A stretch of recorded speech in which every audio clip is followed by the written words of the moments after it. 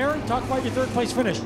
Yeah, the car went real good today. The Buckeye brothers are real fast, so I give all the credit in the world to them. I'd just like to thank a few people, my dad Wayne, crew chief Bob, Rod Benner's Car Club, Gorham Motorsports. I'd like to appreciate everybody that comes out and supports me every week. Had a good car, just need a little bit more, and maybe we'll get one. We'll see you on Wednesday. Yeah, we'll see. We don't know yet. So. That's the words from Aaron Drake. He finishes third tonight with car number 44. Guys? Final feature event of the evening on the track. It is the Bob Valenti Auto Mall late models. And here's their starting lineup. Starting at the point, driving the number 12, Atlantic River Transmission. Tom Shea Auto Body brings us Waterford, Connecticut's Jonathan Avery. To his right, driving the 0, it's Cross Street Properties, the kitchen and bath showroom for Seymour, Connecticut's Vin Esposito. On the inside of row number 2, driving the 3, it's the USS Chowderpot, Berlin, Connecticut's Mark St. Hilaire. Starting 4th on the field, driving the number 28, Toyota of Westport, Northeast Labor Force, Westport, Connecticut's Jay Lozniak. On the inside of row number 3, driving the 5, it will be Glenn Colvin from Clinton, Connecticut. Starting 6th on the field, driving the 47, it's Tim Jordan from Plainfield, Connecticut. Going off from position number 7, driving the 35, it's Groton, Connecticut's Bruce Thomas Jr.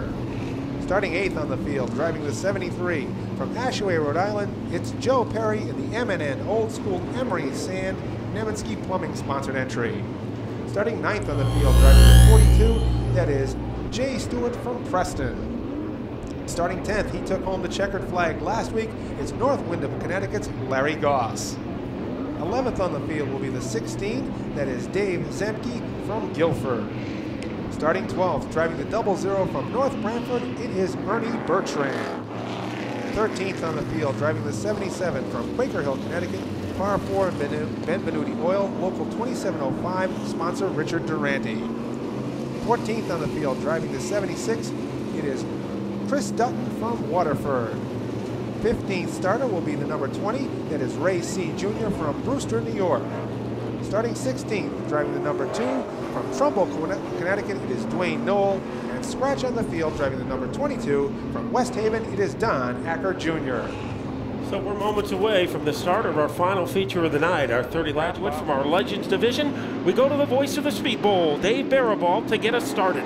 Jonathan Avery and Vin Esposito take the green flag. It is Esposito on the outside, looks to make the move as it has worked all night, but no, it is Avery who inches his way out to the lead down the backstretch. St. Hilaire settles into third, right behind him, Glenn Colvin, and is sticking his nose in on the outside is Jay Lozniak. So Expressway Jay is off to a pretty electrifying start. Those 4 cars nailed together now. It is Avery who gets his way out to the lead. It is Esposito on the outside. Here comes St. Hilaire on the inside, sitting in the 3rd spot. Glenn Colvin makes a move on the inside of Lozniak and takes the 4th spot away. Esposito having a difficult time hanging in on the outside against Mark St. Hilaire. St. Hilaire with an energy surge, a power burst.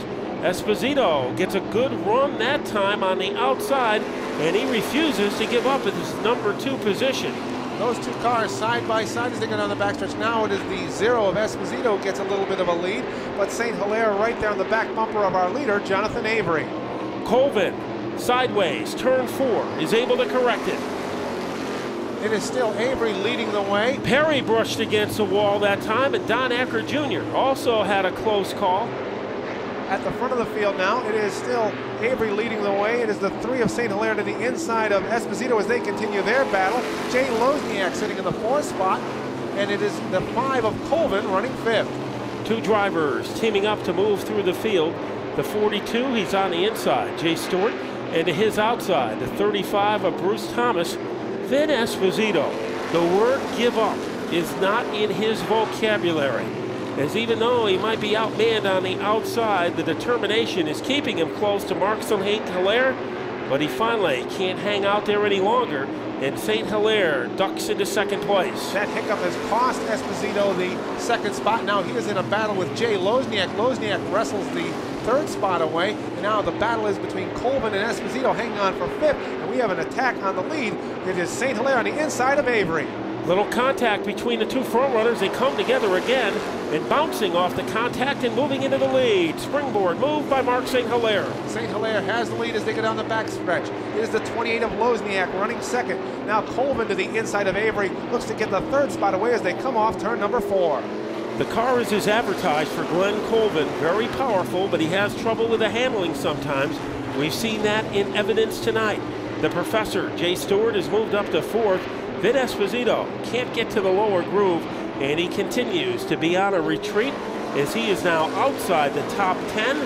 Battle for a position. Bruce Thomas infiltrates the top 7, but the man everybody is trying to corral, Mark St. Hilaire, trying for his first victory in almost 2 years. St. Hilaire, who's had his struggles so far in the 2006 season, leads the pace. It is Jay Lozniak in the Westport Toyota-sponsored entry running in the 2nd spot. Now Colvin is under siege as the 42 of Jay Stuart looks to make a move and get that spot away as he's on the inside off turn 4.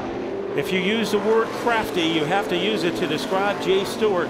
He waited for Colvin to just give him a little bit of room, and he took advantage of it. And also taking advantage of it is the 6 car of Larry Goss. Esposito on the grass. He is in trouble, but he is going to stay out of the way, out of the danger zone, and that enables the race to stay under green at the halfway point. In that battle for 5th as Colvin slides up the embankment, that allows the 35 of Bruce Thomas to get the 5th spot away, where Colvin will run 6th.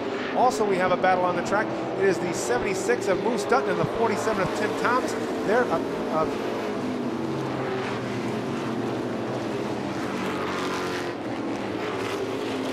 We're approaching the halfway point of the mark of the race. It is Mark St. Hilaire having a tender advantage over Jay Lozniak.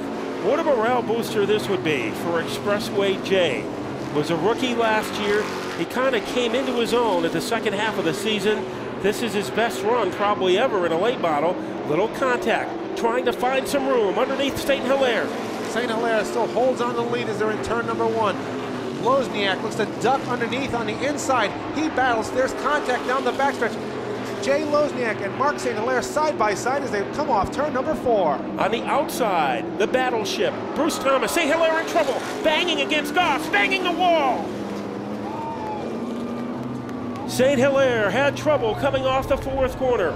The first victim was Larry Goss. He made contact with him, and from that contact, it was a collision course to the wall. And you see the lobotomy on the front part of the car for Mark St. Hilaire. The defending champion continues to have his headache. St. Hilaire against Jay Lozniak in car number 28. So no doubt the 3 car upset with Jay Lozniak in car number 28. And Jay will drive away. Jay Stuart on the inside barrels out to the lead. Bruce Thomas right down that outside line looks to make something happen. Here comes Colvin to the inside as they go down the backstretch. And also in the neighborhood, Dwayne Knoll trying for 4th place against Timmy Jordan. Going to the outside and losing a little bit of momentum, Bruce Thomas. And now having a clear stranglehold on 2nd place is Glenn Colvin. We'll see if the rookie can track down the veteran. And look at Dwayne Knoll go. Moving into 3rd, a torpedo move by car number 2. Knoll on the inside. Joe Perry looks to follow him through as Bruce Thomas locked on an outside. Looks to hang on to that 3rd spot as they go down off turn number 2. It is Joe Perry now to the inside as he looks to make a move on the 35 of Thomas. Perry had troubles earlier in the race. Thomas tries to jackknife right in front of him. Good move by Thomas. Meanwhile, all by his lonesome at the front of the field is the professor. Class is in session, and the student right behind him is Glenn Colvin in car number 5. Good battle. Tim Jordan trying to tap dance to the outside of Joe Perry. He is able to keep Perry behind him. At the front, it is still the 42 of Jay Stuart as they go down the backstretch. The 5 of Colvin sits in the 2nd spot. The 2 of Dwayne Knoll runs 3rd. The 35 of Bruce Thomas right on his back bumper sits 4th. And in 5th, it's the 47 of Timmy Jordan. Now the Moose trying to get his antlers underneath Joe Perry. That is a battle for the number 6 position and give the spot to Chris Doughton. And also looking to follow in his vapor trail is the 16 of David Zemke on the inside of Perry as they come off turn number 4. He gets that spot by just inches as they go into turn 1. Glenn Colvin has 2nd, but all over him like static clink is the number 2 car of Dwayne Knoll. Thomas is there. Jordan is there. And while those cars are kind of concerned with each other, the Professor is able to move into the clean air in car number 42. Stewart has a huge lead as they go down into the backstretch off turn number 4. Colvin with his Knoll on the inside as they come to the stripe. He'll nudge him just a bit to look to get that spot. Now they're side by side in turn number 1. Knoll takes the spot, and here comes Bruce Thomas as Colvin is locked on the outside. So Knoll got second, but how long can he keep it? Bruce Thomas right behind him. Little contact, and that enables that jello move, keeps Thomas off the pace. It cost him momentum, and what a job done by Dwayne Knoll. Started deep in the pack, and the bottom groove has been very kind to the driver from Trumbull, Connecticut. The veteran has moved into second, gets another tap from Thomas. Thomas trying to make some room for himself. Thomas all over the back bumper of that 2 of Knoll as they go into turn number 2. It is Colvin sitting in the 4th spot. Timmy Jordan runs 5th. The leader now is still Jay Stuart at the front as he comes off this time by. 3 laps left in tonight's feature event. Knoll still looking to hold off the 35 of Thomas. Colvin now under siege as on the outside. Timmy Jordan looks to take that spot away as they go down the backstretch. Jordan gets a bit of a run. He'll fall back in turn 3. Colvin still hanging on. This time through, just 2 laps left for Jay Stuart, leading the way. The battle on for the 2nd spot. It is the 2 of Knoll, the 35 of Thomas as they go down the backstretch. Thomas on the back bumper of Knoll as they go into turn number 3. Looks to the outside, looks to get a bite on that outside line, make it happen for him as they come to the stripe. This time by, just 1 lap left. Knoll will close that up. Here comes Dutton on the outside, on the inside. He'll take that 5th spot away, the 6th spot away from Jordan. But all the way at the front, it is the 42. It is Jay Stuart. He will take down the checkered flag. Here comes the battle for second. It is Bruce Thomas who nudges it away from Dwayne Knoll as the line. Knoll finishes 3rd. Then comes the 5 of Glenn Colvin in 42 is out in front. Nobody had an answer for the driver from Preston, Connecticut, as he has moved into this car and this team this year. Started with a pair of seconds, was 6th last week. Here is our point leader, Jay Stuart. Everything seemed smooth for the first 17 laps. Then a big scramble in turn 4, and you were able to get the lead. What happened?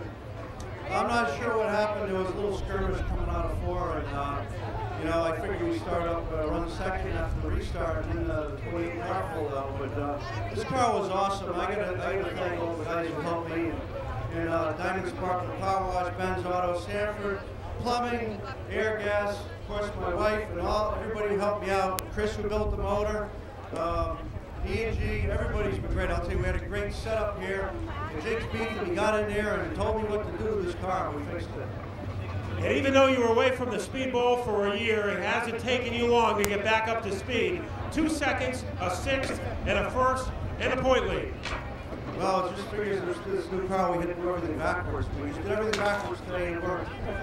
Except during the race, he went forwards and forwards in a hurry. How about a hand for our 30-lap Bob Valente Light Model winner? It is Jay, the Professor Stuart.